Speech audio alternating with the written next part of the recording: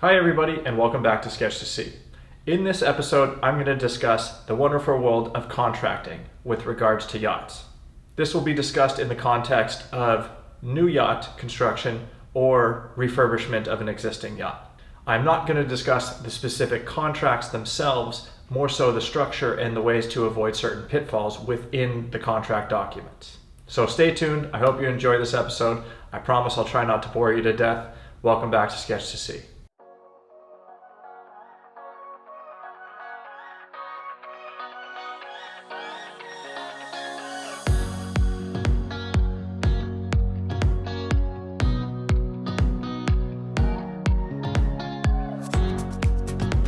The main point of this episode is to discuss contracting and how to help you avoid some potential major pitfalls within the documents themselves.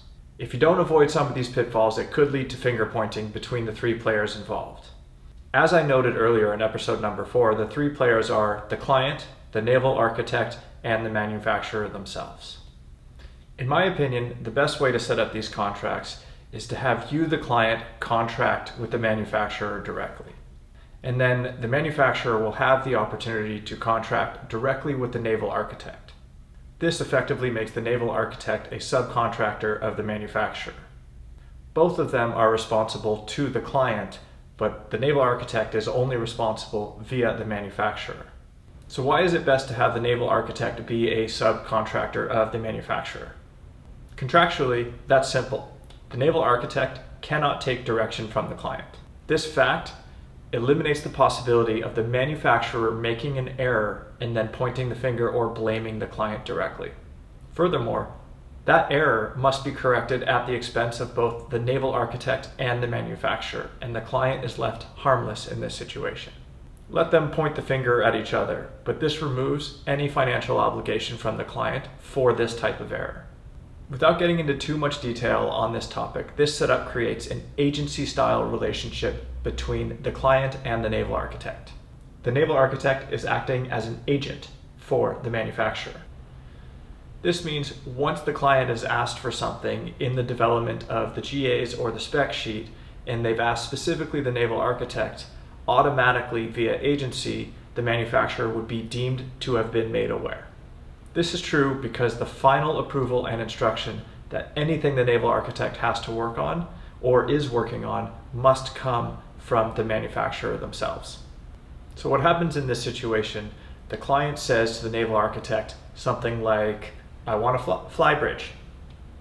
It is now up to the naval architect and the manufacturer to figure out the how in this situation. How do we build a fly bridge into this yacht?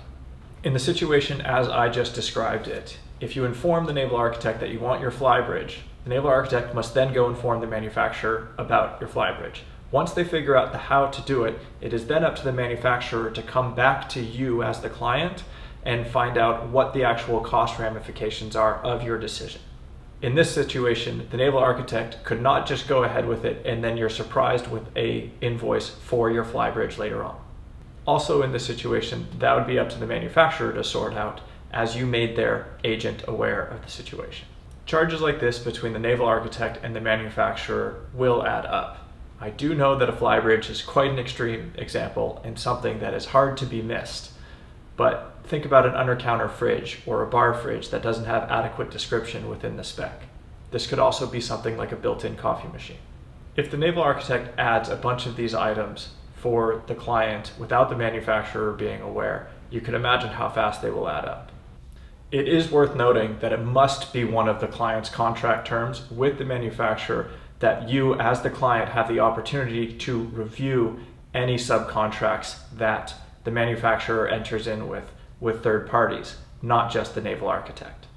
It is really unlikely that you will have much or any input in the actual contract between the manufacturer and the naval architect, but it's very important that you have access to it. One of the most notable reasons is the scope of work document that's within the naval architect's actual contract itself. The scope of work document describes the duties and obligations that the naval architect has to the manufacturer. It should also highlight key deliverable dates. This would be when certain drawings are due, or different parts of the weight study are due, or different milestones, for example, when you should have the mast construction or sail plan completed. The first deliverable should actually be the 3D hull lines. This is required in order for the physical construction of your yacht molds to begin. Another example would be the 3D file for the cabin top. Once again, in order for physical construction for the cabin top to begin, this must be delivered from the naval architect to the manufacturer. The manufacturer will then start construction of the molds. As a client, it's very important for you to be familiar with these dates. This allows you to enforce the penalty clause when some of these deliverables are not met. It is worth noting that as the contracts are set out above, the client can only enforce the penalty clause against the manufacturer. The manufacturer would then, in turn, go ahead and enforce the penalty clause against the naval architect. Again, that is why it's important as a client to have access to the contract between the naval architect and the manufacturer.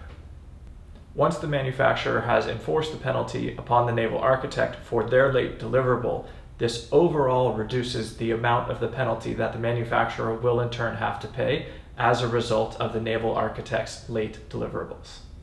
The point of this is not simply to collect damages and reduce your overall construction costs.